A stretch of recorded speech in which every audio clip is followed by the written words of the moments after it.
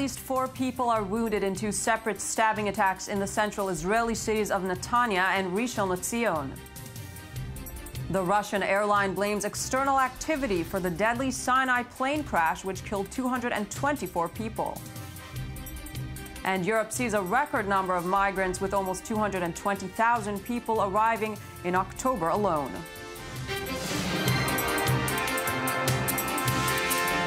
Good evening. You're watching I-24 News. We begin with breaking news from Israel. A stabbing attack in the central city of Netanya leaves 1 man seriously wounded after he was stabbed in his upper body. The attacker, who is said to be a Palestinian from the West Bank, was neutralized. Earlier, at least 3 people were wounded in another stabbing attack, this time in the city of Rishon LeZion, south of Tel Aviv. 2 people, a man in his 40s and a woman in her 80s, were left in serious condition, the Magen David Adom Rescue Service said. The 3rd victim, 26, was lightly hurt. An Israeli police spokeswoman says the attacker, identified by authorities as a 19-year-old Palestinian man from Hebron, is now in custody. And we're going to go live to Rishon LeZion, where our reporter Shai Ben-Ari is standing by. Shai, what's the latest? Yes, well, of course, in Netanya, an incident a little to the north of here in the past hour or so, we know of a 70-year-old who was severely wounded as a result of a Palestinian attacker stabbing him. The Palestinian attacker was then shot on the scene by police who arrived there, and he was neutralized, basically. We know that he is from the West Bank city of Tulkarm. Of course, earlier, a few hours earlier here in Rishon LeZion, 3 different stabbings, basically, that began in a bus stop right in front of me here. The attacker then ran down this road, stabbed 1 person on the corner there behind me, and then found his way into a clothes shop a little down the road. There he was overpowered by citizens at first and then policemen who arrived on the scene. They were actually able to protect him from further harm before basically putting him in a police vehicle, which then took him away to interrogation. Meanwhile, you can see right-wing activists have begun a protest here, a rather spontaneous protest here on the street corner in Rishon LeZion. Thank you very much, Shai Ben-Ari. We can see the rally behind you has begun in support of Israel. Meanwhile, the Jerusalem municipality has decided to suspend all construction in the eastern part of the city several days prior to Prime Minister Benjamin Netanyahu's trip to the U.S. and against the backdrop of a citywide wave of violence. The building freeze will impact the controversial residential construction plan in the primarily ultra-Orthodox Ramat Shlomo and applies unilaterally to Palestinian and Jewish homes. Earlier, we were joined by I-24 News diplomatic correspondent Tal Shalev, who had this to say about the move. Well, this story actually begins 5 years ago in 2010, when what is known as the Biden incident, when Israel had a huge diplomatic embarrassment when East Jerusalem tenders in the Ramat Shlomo neighborhood were published exactly as Vice President Joe Biden arrived in Israel. And since then, every suspicious or problematic plan that has to do with planning in or construction in Jerusalem basically goes through the Prime Minister's office and basically is coordinated with the Prime Minister's office.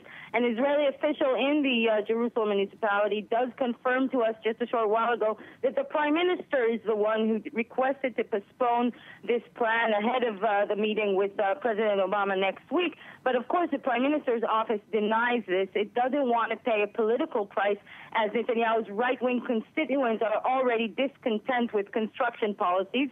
But it is clear that Netanyahu is trying to minimize frictions ahead of the meeting with President Obama, which is the first meeting the 2 leaders have had since the Iran deal was signed. And it's a very crucial meeting especially for the Israeli Prime Minister, since he intends to request quite generous package of military and intelligence assistance. He does not want to have this any tensions that have to do with construction come in the way.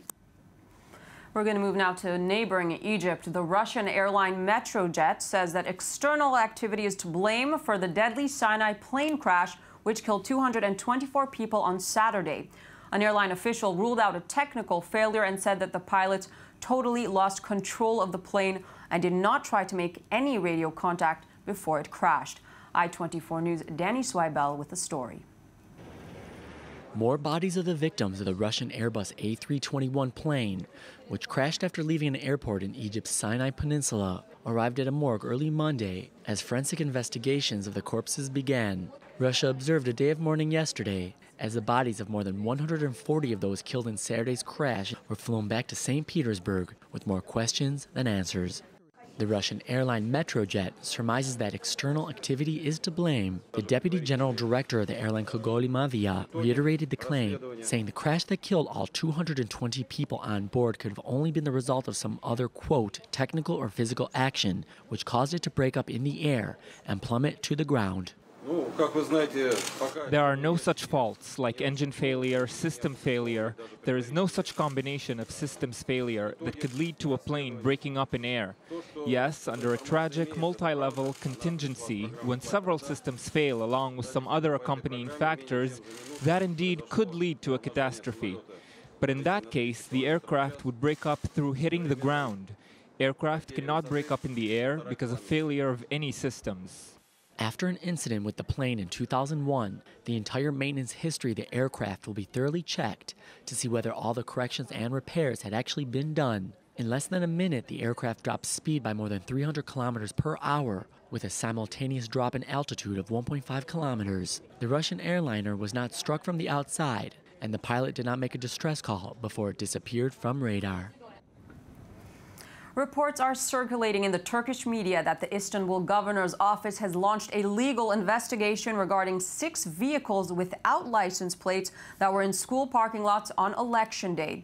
Claims about possible attempts of vote rigging from various parts of the country came as President Tayyip Erdogan said this morning that the nation had voted for stability in a parliamentary election that saw the Justice and Development Party with almost 50% of the vote and win an outright majority. Meanwhile, the Islamist group Hamas congratulated Erdogan on his victory. Hamas congratulates the Turkish people and parties in the Turkish President Recep Tayyip Erdogan and Turkish Foreign Minister Ahmet Davutoğlu for the results that reflected the maturity of the democratic process in the Turkish field and for the Turkish civilization that succeeded in these elections in such an ideal way and a civil way. We in Hamas consider that these results, before it being a victory for Turkey, it is a victory to Palestine because we trust that Turkey places results in favor of the services of the Palestinian cause, Jerusalem cause, and for the Palestinian people. Nearly 220,000 migrants and refugees arrived over the last month alone to the European continent, a record number of migrants arriving by sea. The UN says that this marks the highest total for any month to date and roughly the same as the entire total for 2014. Many are refugees from Syria. This year alone, 3,440 have drowned or have been declared missing while trying to cross the Mediterranean into Europe. Meanwhile, police in Austria near the Slovenian border say they were overwhelmed by the ongoing influx. We hope that Germany will take in a lot of people again, so that we then have some more free space. Then we will be able to take the people from here to the emergency accommodation, because it is only there that they can be cared for in an orderly way. At the moment, around 2,100 people are here being cared for by us. Several hundred people are waiting to continue their journey by bus. We have a central transport management in Vienna, where the administration deals with free places in Austria. Today, all emergency centers in Austria are already very full, so there are only a few spaces left. So this will be a major challenge for us today. In a visit to Kazakhstan today, the U.S. Secretary of State John Kerry said he was pleased with the government's efforts to fight the Islamic State, but avoided criticizing human rights and democracy in the country, urging Central Asian governments not to use fears of extremism as an excuse to crack down on all forms of dissent. Right here in Kazakhstan, we are countering Daesh's message of hate, and the government here works hard at that. You hosted a regional conference on countering violent extremism in June, and we are working together to share information and strengthen your border patrols and security. And that wraps up our news bulletin. Join us again at the top of the hour for more updates from the I-24 News Desk. For anything else, you can find us online, i24news.tv, and you're welcome to check us out on Facebook and on Twitter. I'm Michal Divon. Stay with us.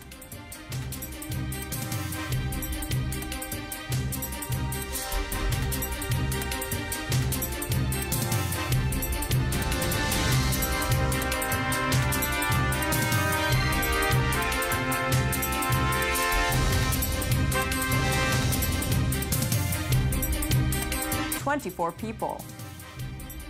And Europe sees a record number of migrants, with almost 220,000 people arriving in October alone.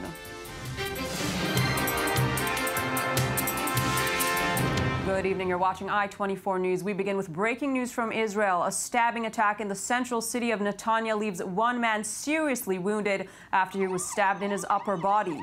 The attacker, who is said to be a Palestinian from the West Bank, was neutralized. Earlier, at least 3 people were wounded in another stabbing attack, this time in the city of Rishon LeZion, south of Tel Aviv.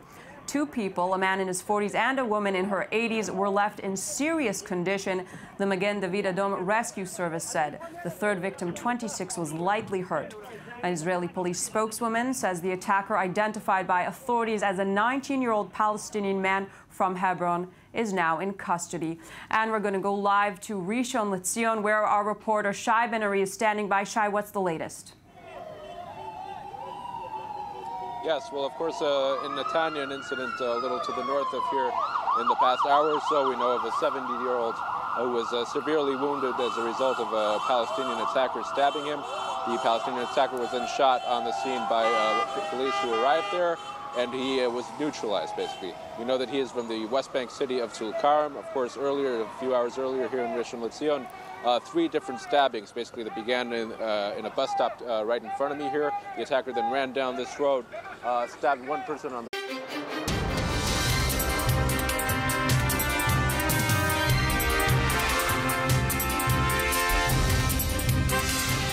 At least 4 people are wounded in 2 separate stabbing attacks in the central Israeli cities of Netanya and Rishon LeZion. The Russian airline blames external activity for the deadly Sinai plane crash, which killed 220